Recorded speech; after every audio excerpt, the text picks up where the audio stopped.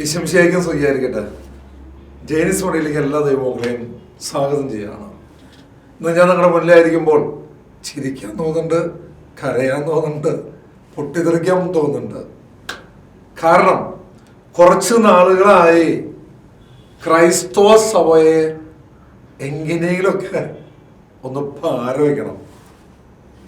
അവരുടെ സ്ഥാപനങ്ങൾ അല്ലെങ്കിൽ പള്ളികൾ, കോൺവെന്റുകൾ, കോളേജുകൾ ഇതൊക്കെ ഏതെങ്കിലും തരത്തിൽ അങ്ങ് ഇല്ലാതാക്കാൻ കുറേ പേര് ശ്രമിച്ചുകൊണ്ടിരിക്കുന്നുണ്ട്. ചിലതൊക്കെ നമ്മളിങ്ങനെ ആവിഷ്കാര സ്വാതന്ത്ര്യത്തിൻ്റെ പേര് പറഞ്ഞുകൊണ്ട് കുറച്ച് നാളുകളായി അല്ലേ, നമ്മളൊക്കെ സിനിമ കാണുമ്പോൾ അച്ഛന്മാരെ കളിയാക്കലും സിസ്റ്റേഴ്സിനെ കളിയാക്കലും എന്തിനു പറയുന്നു, അവസാനം അവർ കൂദാശകളിലേക്ക് കടന്നു.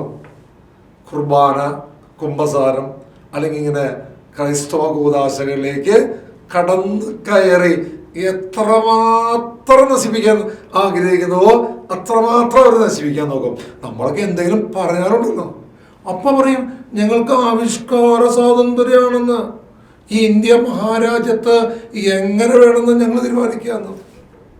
എന്നാൽ ചില മതങ്ങളുടെ മാത്രം ഈ ആവിഷ്കാര സ്വാതന്ത്ര്യം പറയുമ്പോൾ നമുക്ക് എല്ലാവർക്കും അത് പറ്റില്ല.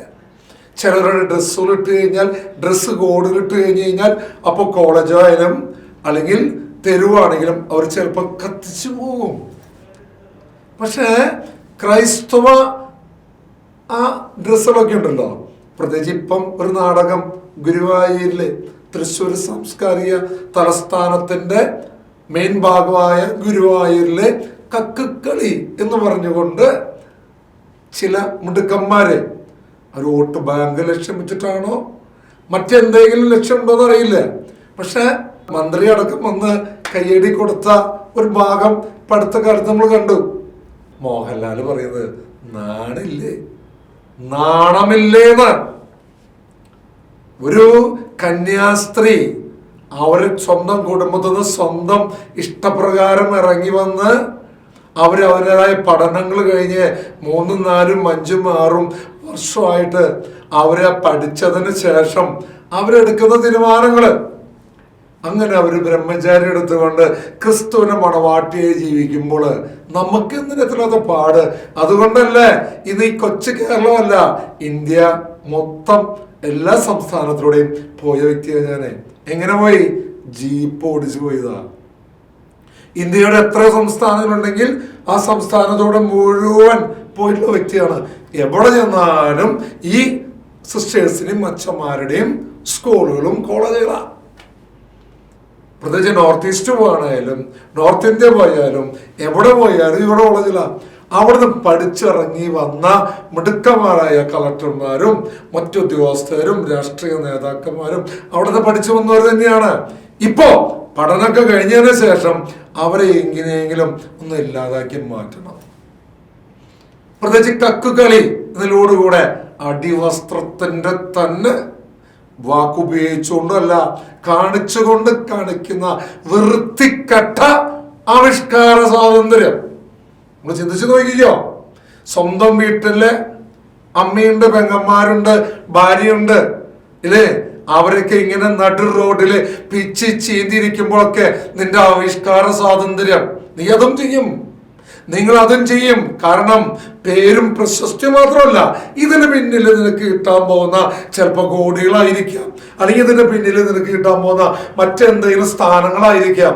നീ അത് സ്വീകരിക്കേ, പരമാവധി സ്വന്തം കുടുംബാംഗങ്ങളെയും അല്ലെങ്കിൽ ഈ ഭാരതം എന്ന രാജ്യത്തൊക്കെ ഒറ്റിക്കൊടുത്തുകൊണ്ട് അല്ലെങ്കിൽ ക്രൈസ്തവതയെ ഒറ്റിക്കൊടുത്തുകൊണ്ട് നീ അങ്ങ് വലുതാവ്, അല്ലെങ്കിൽ നിങ്ങൾ അങ്ങ് വലുതാവ്. എൻ്റെ പൊന്നു മക്കളെ, കുറെ നാളായല്ലോ ഈ സിനിമയും നാടകത്തിലും ഒക്കെ ഈ ക്രൈസ്തവ മേഖലകളെ ഇങ്ങനെ പിച്ച് ചീന്തി ഇങ്ങനെ പോകുമ്പോൾ എന്തൊരു സുഖമല്ല. ഇങ്ങനെ മറ്റുള്ളവരെ ഇങ്ങനെ തോണ്ടുമ്പോൾ അല്ലെങ്കിൽ ചൊറിയുമ്പോൾ വലിയ സുഖം അനുഭവിക്കുന്നുണ്ടല്ലേ. അത് സ്വന്തമായി പണ്ട് നമുക്കറിയാം ഒരു 6-ാം തിരുമുറിവ് ഇല്ലേ, അവസാനം 6-ാം തിരുമുറിവിന്റെ അവസാനം എന്ത് സംഭവിച്ചു നമുക്കറിയാം. അത് എഴുതിയവനും ഡയറക്ടറായ വ്യക്തിയുടെയും കുടുംബജീവിതത്തിലും ഒക്കെ എന്താ സംഭവിച്ചത് നമുക്കറിയാം. എൻ്റെ പൊന്നുമക്കൾ, ഞങ്ങൾ ആരെയും വിധിക്കാനും കുറ്റപ്പെടുത്താനൊന്നും പോകുന്നില്ല. ഇനിയെങ്കിലും നിങ്ങൾ എന്നെ പറയാ, ഈ നാടിന് വേണ്ടി സേവനം ചെയ്യുന്ന ഈ വ്യക്തികൾ, സഭയ്ക്കും നാടിന് വേണ്ടി സ്വന്തം വീടും ഒക്കെ ഉപേക്ഷിച്ച് ഒന്ന് സേവനം ചെയ്യുന്ന ഈ വ്യക്തികൾ ഇങ്ങനെ നാറ്റിക്കുമ്പോഴും അത് ക്രൈസ്തവ നാമധാരികൾ പോലും ഇല്ല. ഏറ്റവും കൂടുതൽ ഒരു സഹോദരൻ എടുത്ത് പറഞ്ഞു, നിങ്ങള് ഈ ക്രൈസ്തവ നാമധാരികളാണല്ലോ ഏറ്റവും കൂടുതൽ ക്രൈസ്തവർ. അതെ, അവര് നാമം മാത്രമുള്ളൂ, പക്ഷെ അവരുടെ ഉള്ളിൽ വേറെ എന്തോ നിഗൂഢ ലക്ഷ്യമാണ്.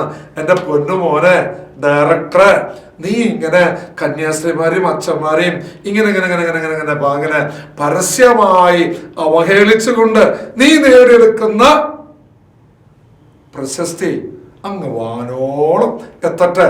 പക്ഷെ ഞങ്ങളെ പോലുള്ള ആത്മായരും സിസ്റ്റേഴ്സും അച്ഛന്മാരും നിങ്ങൾ എന്താ ഇങ്ങനെ പ്രതികരിക്കണേ?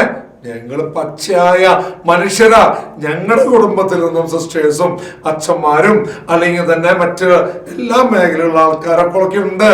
അപ്പൊ ഞങ്ങളിത് പ്രതികരിച്ചു പോകുന്ന, ഞങ്ങൾ എന്തായാലും വടിവാളെടുക്കുന്നില്ലല്ലോ, ഞങ്ങൾ എന്തായാലും തോക്കെടുക്കുന്നില്ലല്ലോ, കൂട്ടത്തോടെ നിങ്ങളെ കത്തിക്കുന്നില്ലല്ലോ.